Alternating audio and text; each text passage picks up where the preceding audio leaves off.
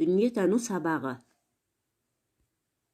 Сабағымыздың тақырыбы Қазақстанның әлемдік аренадағы рөлі. Сабағымыздың мақсаты Қазақстанның әлемдік аренадағы рөлі туралы білесің, еліміздің бейбітшілік символын құрастыруды үйренесің. Балалар, мынау Евразияның саяси картасына қарайықшы. Қазақстан Евразия құрлығындағы орнын қараңдар. Еліміз географиялық жағынан өте қолайлы жерде орналасқан. Қазақстан Евразия құрлығының ортасында орналасқанын көріп тұрмыз. Маңызды автомобиль жолдары мен темір жолдар, әуе желілері біздің еліміз арқылы өтеді. Кез келген мемлекеттің сыртқы жағдайы оның географиялық орнына байланысты қалыптасады.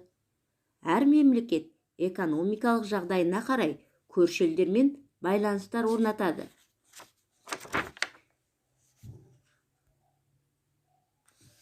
Қазақстанның сыртқы саясаттағы басымдығы. Мына суретке қараймыз балалар.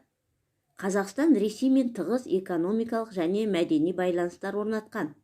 Екі елдің мемлекеттік шекарасы да тым ауқымды. 7,5 мың шақырымнан асады.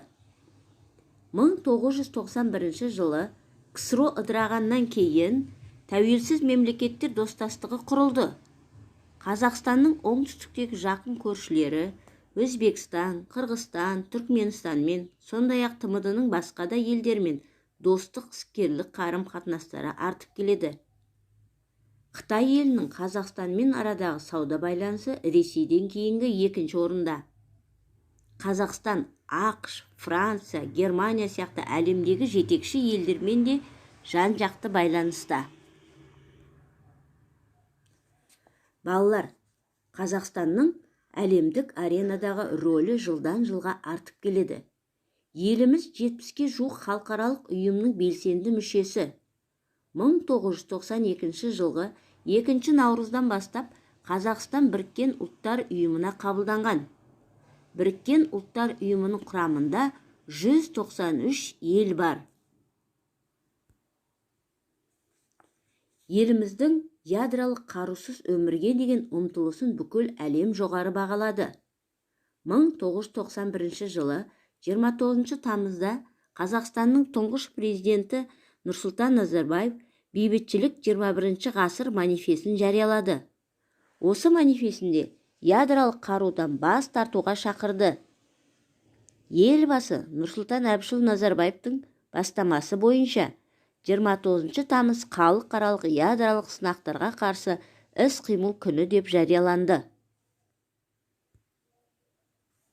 Қазақстанда Экспо 2017 көрмесін өткізу еліміздің әлемдік аренадағы беделін арттырды. Көрменің болашақ энергиясы тақырыбы желдің, күннің, су мен ғарыштың қуатын пайдалану мәселесіне қатысты. Көрмеге әлемнің 100-ге тарта мемлекеті мен 10-нан аса халықаралық ұйымы қатысты.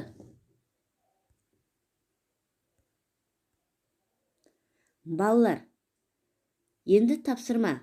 Еліміздің бейбітшілік саясатын сипаттайтын символ құрастырыңдар. Мына жерде біз бейбітшілік әлемі, білімге қатысты, отбасына қатысты символдарды көріп отырмыз.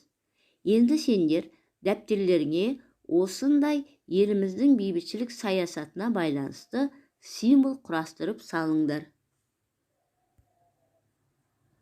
Жақсы балалар, өз көңіл күйлеріңді мына смайликтер арқылы белгілеңдер.